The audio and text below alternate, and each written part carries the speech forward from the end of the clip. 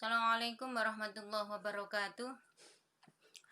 Kita bertemu lagi di mata kuliah pengantar hukum Indonesia. Kali ini kita akan membahas tentang pendahuluan, di mana kita akan mendalami lebih jauh tentang pengantar hukum Indonesia itu sendiri. Jadi hubungan antara pengantar ilmu hukum dengan pengantar hukum Indonesia. Jadi nanti kita akan membahas lebih jauh mengenai hal tersebut. Baik, kita awali dalam pembahasan ini akan berbicara mengenai tentang sejarah hukum itu sendiri. Jadi menurut Emeritus John Gillison menyatakan bahwa sejarah mempelajari perjalanan waktu. Jadi sejarah mempelajari perjalanan waktu masyarakat di dalam totalitasnya. Sedangkan sejarah hukum merupakan satu aspek tertentu dari hal itu, yaitu hukum. Jadi menurut Emeritus, apa yang berlaku untuk seluruh berlaku pula untuk sebagian. Artinya apa? Bahwa maksud dan tujuan sejarah hukum, mau tidak mau, akhirnya menentukan dalil-dalil atau hukum-hukum perkembangan kemasyarakatan.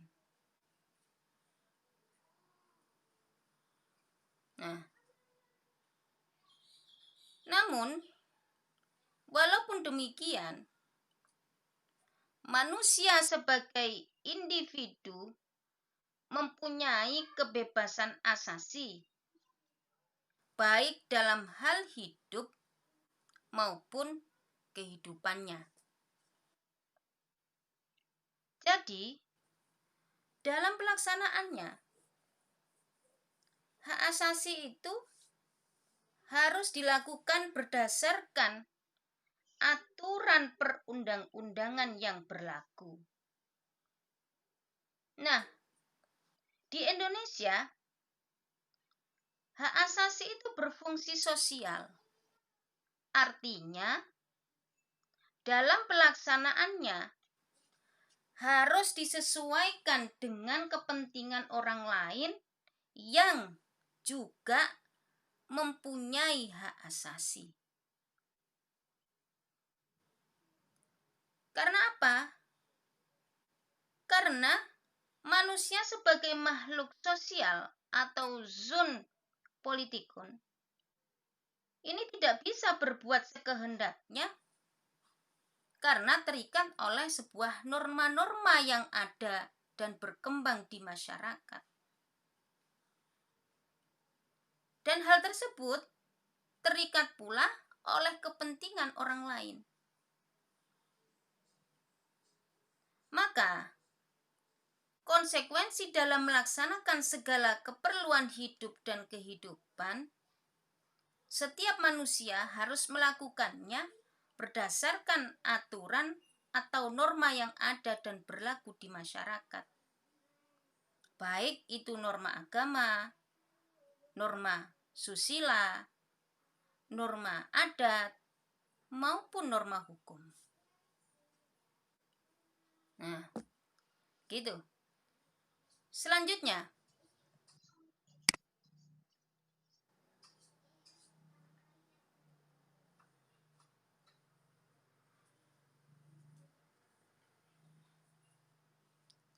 adalah masyarakat tetap memerlukan norma hukum.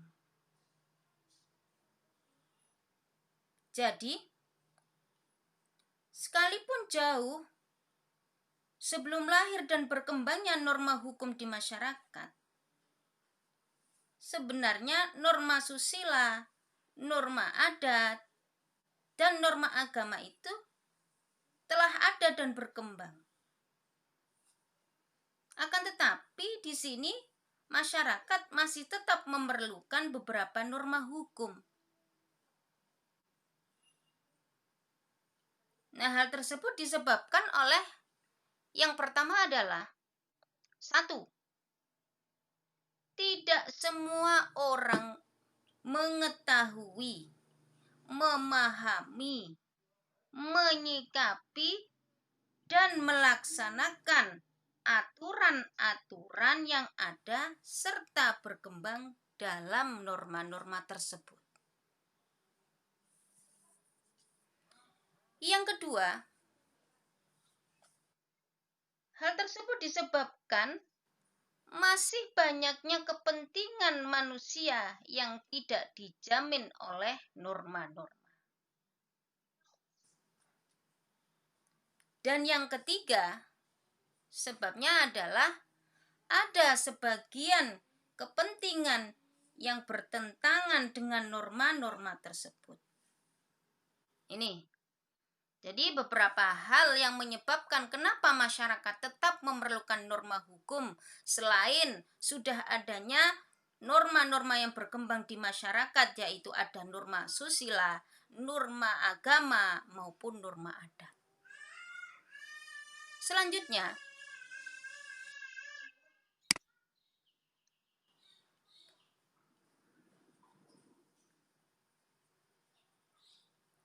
adalah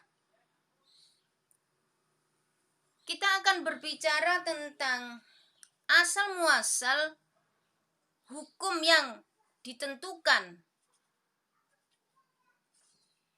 dan berlaku di masyarakat.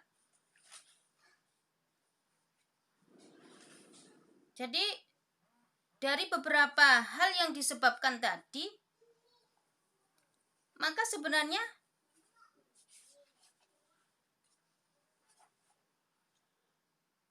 diciptakanlah aturan-aturan hukum yang dibuat oleh lembaga resmi itu adalah untuk menjamin kelancaran hidup dan kehidupan manusia dalam pergaulan di masyarakat. Dengan tujuan agar terwujud ketertiban di masyarakat yang bersangkutan. Nah, pada proses selanjutnya, hukum dalam arti ilmu pengetahuan yang disebut ilmu hukum itu berasal dari bangsa Romawi, di mana bangsa Romawi tersebut telah dianggap mempunyai hukum yang paling baik dan sempurna jika dibandingkan dengan hukum yang ada dan berkembang di negara-negara lain. Nah, konsekuensinya adalah di mana hukum tersebut adalah merupakan perkembangan dan penyempurnaan hukum di negara-negara lain selalu dipengaruhi oleh hukum Romawi.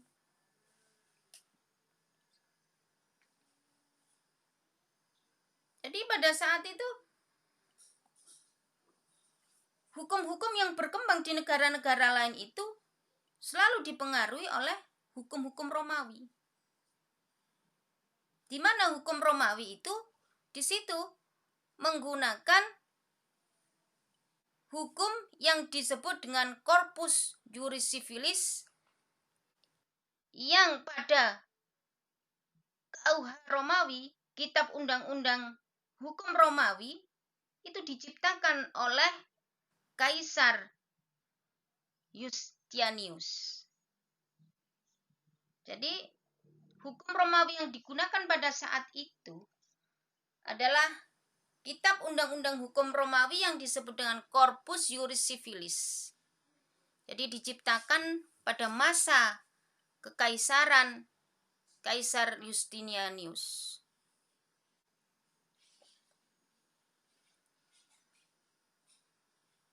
Nah,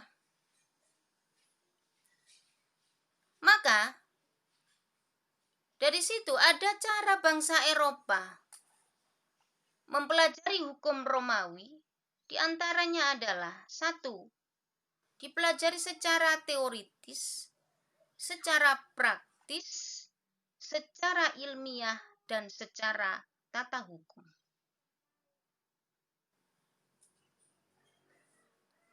Secara teoritis,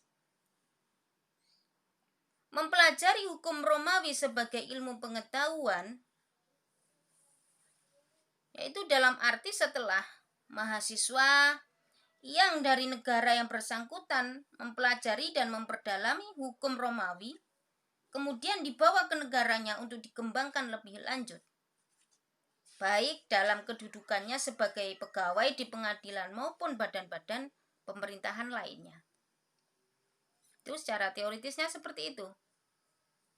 Nah, secara praktisnya, menganggap bahwa hukum Romawi itu lebih tinggi tingkatannya dari hukum manapun di dunia, terutama di bangsa-bangsa Eropa Barat.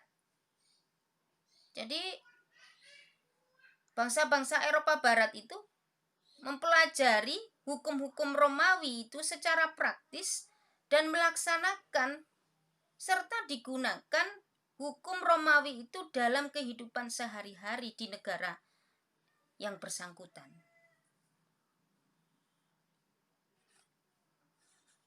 Dan secara ilmiah,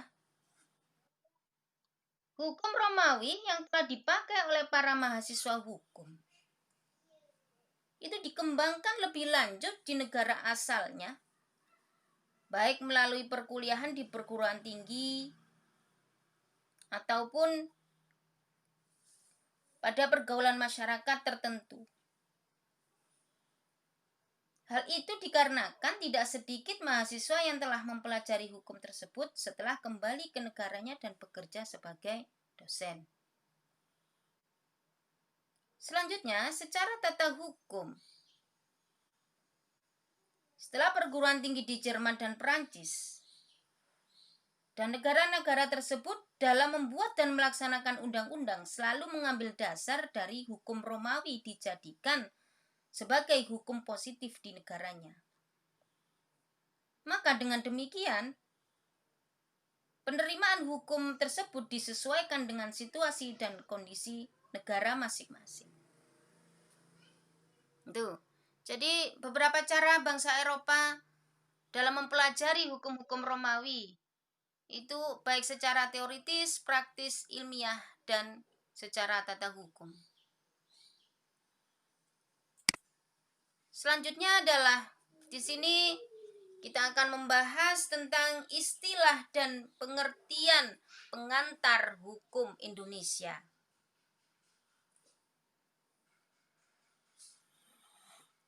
Pengantar hukum atau pengantar hukum Indonesia terdiri dari 3 kata, yaitu pengantar, hukum, dan Indonesia.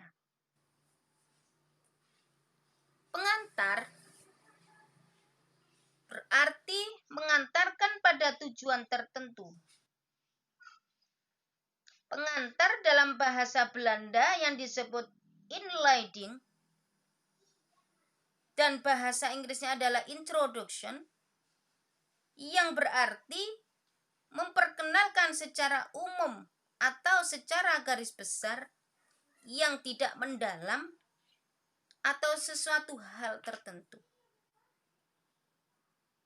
Jadi pada istilah pengantar hukum Indonesia yang diperkenalkan secara umum atau secara garis besar adalah hukum Indonesia. Nah, pengantar hukum Indonesia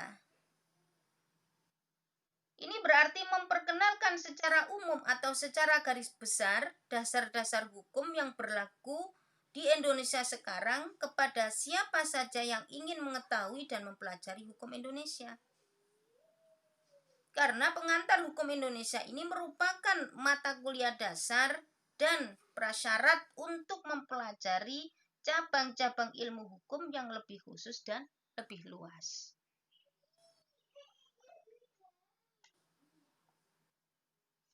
Selain PHI, sebenarnya masih ada mata kuliah dasar sebagai mata kuliah prasyarat untuk mempelajari cabang-cabang hukum positif dan ilmu hukum secara mendasar dan umum, yaitu pengantar hukum, pengantar ilmu hukum atau PIH. Jadi sebelum berlakunya kurikulum 1984, materi kuliah pengantar hukum Indonesia itu disebut dengan pengantar tata hukum Indonesia yang disingkat PTHI, yaitu istilah tata hukum Indonesia yang dimaksud adalah tatanan atau susunan atau tertib hukum yang berlaku di Indonesia. Nah, penggunaan istilah PTHI ini menampakkan seolah-olah PTHI ini mempelajari dan membahas tentang persoalan teknis pembuatan undang-undang dan penemuan hukum. Oleh karena itu, pada tahun 1984, mata kuliah PTHI dalam kurikulum Fakultas Hukum diubah dan diganti dengan PHI, Pengantar Hukum Indonesia. Nah, istilah hukum Indonesia yang dimaksud adalah hukum yang berlaku di Indonesia pada waktu sekarang. Hukum yang berlaku pada waktu sekarang di suatu tempat atau wilayah tertentu disebut dengan hukum positif. Artinya bahwa hukum yang dipositifkan itu berlaku untuk masyarakat tertentu dan dalam waktu tertentu, yang disebut dengan ius constitutum. Jadi hukum positif itu bisa disebut dengan ius constitutum. Artinya hukum yang sudah ditetapkan untuk diberlakukan saat ini pada suatu tempat atau negara tertentu. Selanjutnya,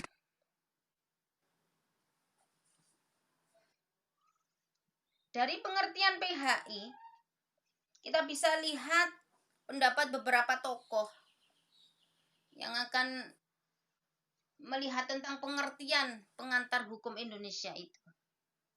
Di antaranya tokoh tersebut adalah 1. Sudirman Kartohadiprodjo.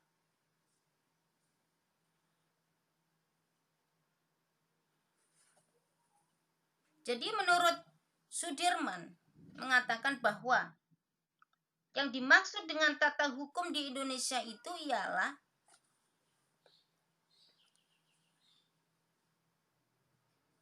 hukum yang sekarang berlaku di Indonesia. Jadi berlaku berarti yang memberi akibat hukum kepada peristiwa-peristiwa dalam pergaulan hidup. Jadi menurut Sudirman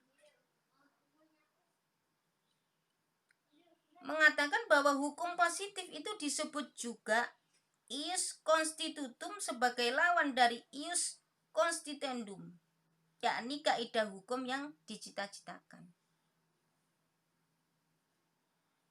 Nah, dari uraian tersebut berarti sebenarnya Sudirman ini ingin menyatakan istilah tentang tata hukum Indonesia itu dengan hukum positif Indonesia atau ius constitutum ialah hukum yang sekarang berlaku di Indonesia.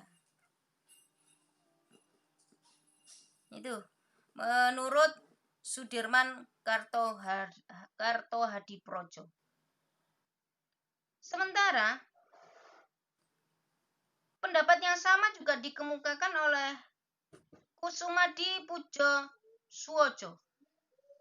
Pujosewojo. Jadi Sumadi mengatakan bahwa tiap-tiap bangsa mempunyai tata hukumnya sendiri. Artinya bahwa bangsa Indonesia pun mempunyai tata hukumnya sendiri, tata hukum Indonesia.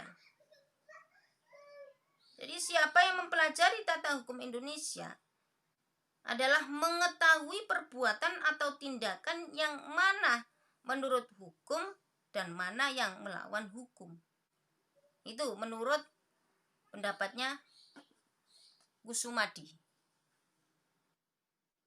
Nah, menurut pendapatnya Ahmad Sanusi menyatakan bahwa istilah pengantar tata hukum Indonesia merupakan pengantar ilmu hukum sebagai suatu sistem hukum positif di Indonesia. Jadi yang di situ konsep dan teori hukum yang berlaku di Indonesia itu sesuai dengan bahan-bahan real dan ideal bangsa Indonesia.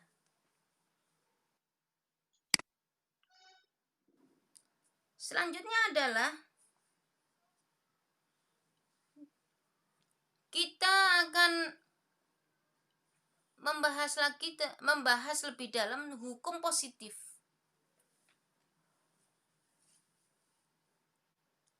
Jadi hukum positif merupakan suatu kaidah yang berlaku sebenarnya untuk merumuskan suatu hubungan yang pantas antara fakta hukum dengan akibat hukum yang merupakan abstraksi dari keputusan-keputusan.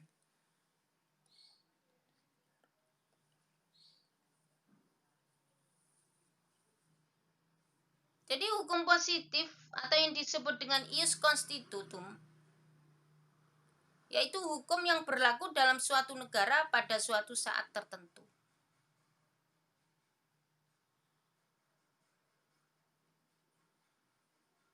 Di situ jika dilihat dari pendapatnya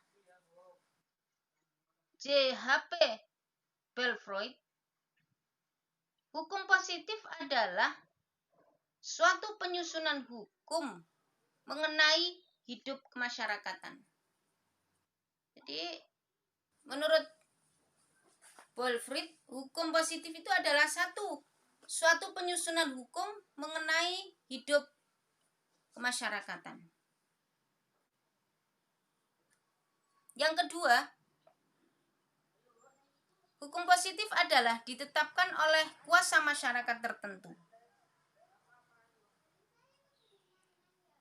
Dan yang ketiga adalah berlaku untuk masyarakat tertentu yang terbatas oleh tempat dan waktunya.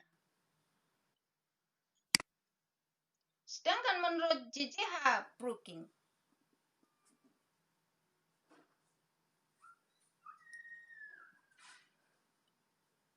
yang dimaksud dengan hukum positif di situ adalah terjemahan dari ius positum. Ini bahasa Latinnya itu, yang berarti hukum yang ditetapkan.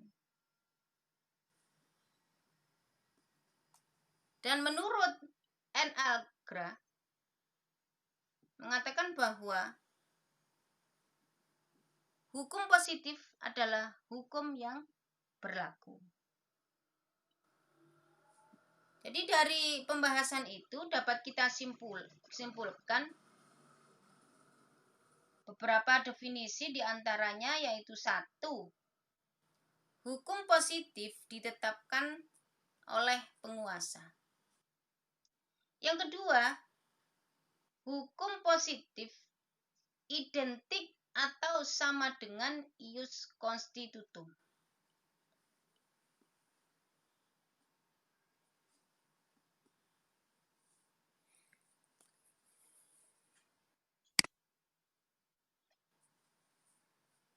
Nah, sekarang pembahasan selanjutnya adalah tentang tujuan mempelajari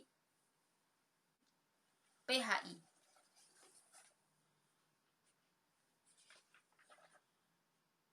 Tujuan mempelajari pengantar hukum Indonesia adalah agar mengetahui, jadi secara sederhana,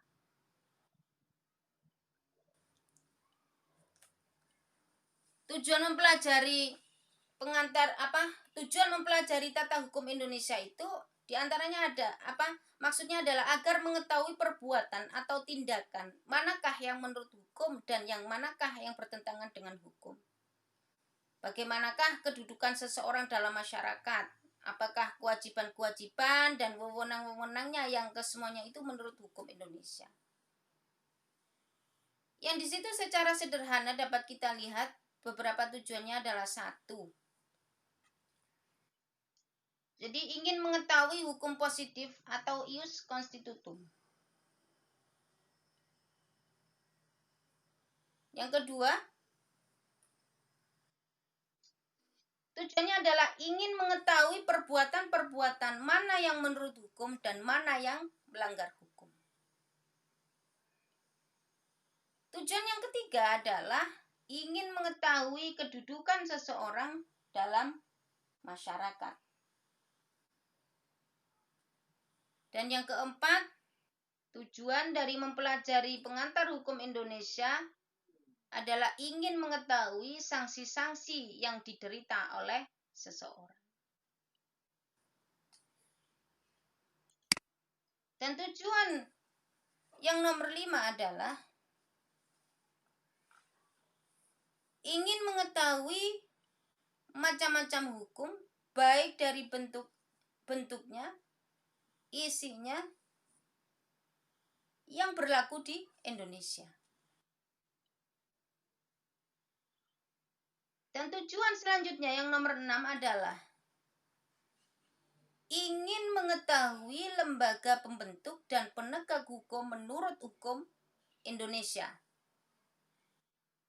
Dan yang terakhir yang nomor 7 adalah ingin mengetahui prosedur hukum baik acara peradilan dan birokrasi hukum. Jadi di mana prosedur hukum? Apabila menghadapi masalah hukum dengan setiap orang dan para pelaksana hukum Indonesia, dalam hal ini yang ingin diketahui adalah bila mana terjadi sengketa hukum atau penyelesaian sengketa hukum di pengadilan maupun di luar pengadilan menurut hukum positif Indonesia.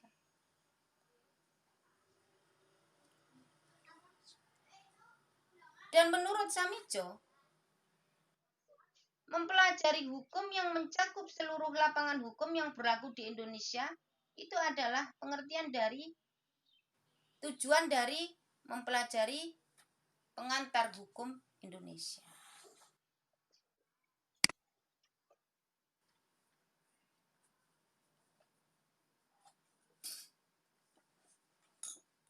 Selanjutnya adalah persamaan dan perbedaan pengantar hukum Indonesia disingkat dengan PHI dan pengantar ilmu hukum yang disingkat dengan PIH. Bisa kita lihat di sini bahwa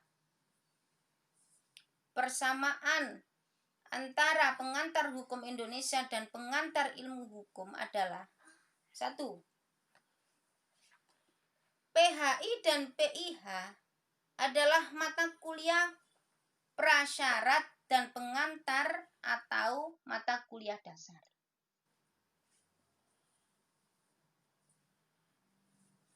Jadi PHI dan PIH itu sama-sama merupakan mata kuliah prasyarat dan pengantar atau sebagai mata kuliah dasar bagi mata kuliah atau studi lanjut tentang hukum.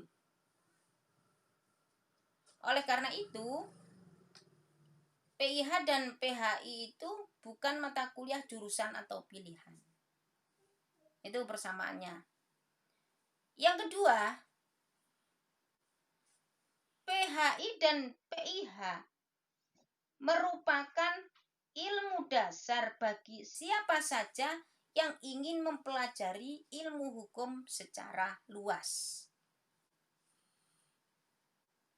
Dan yang ketiga, persamaan PHI dan PIH adalah objek studi PIH dan PHI adalah hukum. PIH dan PHI memperkenalkan konsep-konsep dasar, pengertian-pengertian hukum, dan generalisasi tentang hukum dan teori hukum positif yang secara umum dapat diaplikasikan. Nah, yang keempat, PIH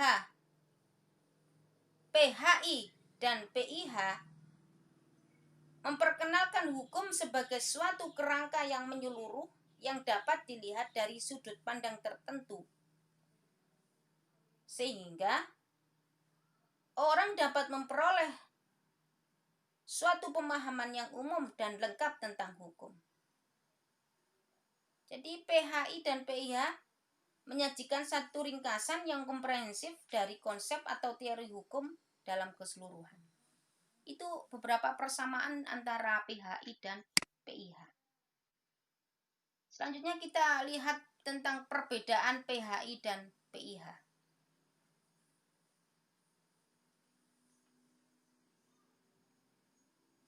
PHI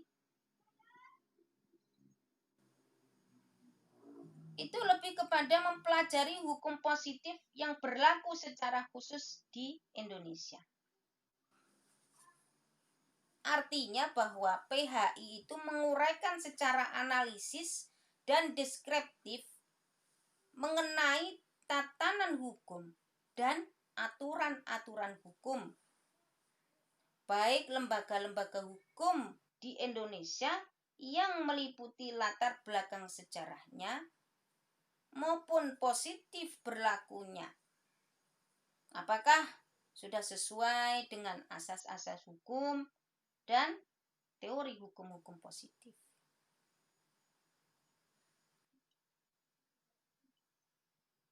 Selanjutnya,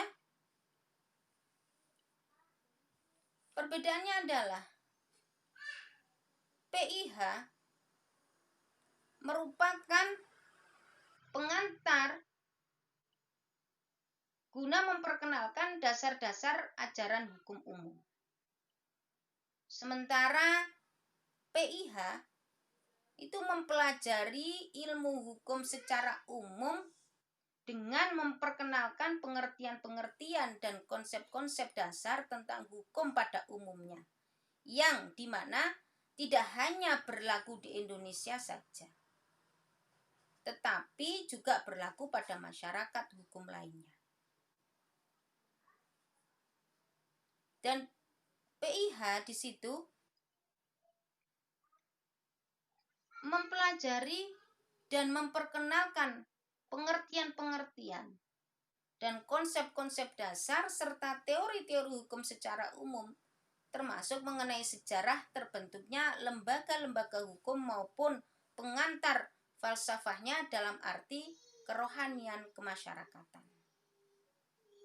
Itu beberapa perbedaan dari pengantar hukum Indonesia. Jadi dari beberapa pembahasan tadi tentang PHI dan PIH, bisa kita ambil kesimpulan bahwa PHI merupakan konsep-konsep, pengertian-pengertian dasar, dan sejarah terbentuknya hukum dan lembaga-lembaga hukum, aturan-aturan hukum, serta teori hukum positif di Indonesia. Sedangkan PIH adalah dasar-dasar hukum secara umum atau berlaku secara universal. Nah, dari situ beberapa pembahasan tentang pendahuluan pengantar dari pengantar hukum Indonesia telah kita pelajari. Semoga bisa bermanfaat. Akhirul kalam. Assalamualaikum warahmatullahi wabarakatuh.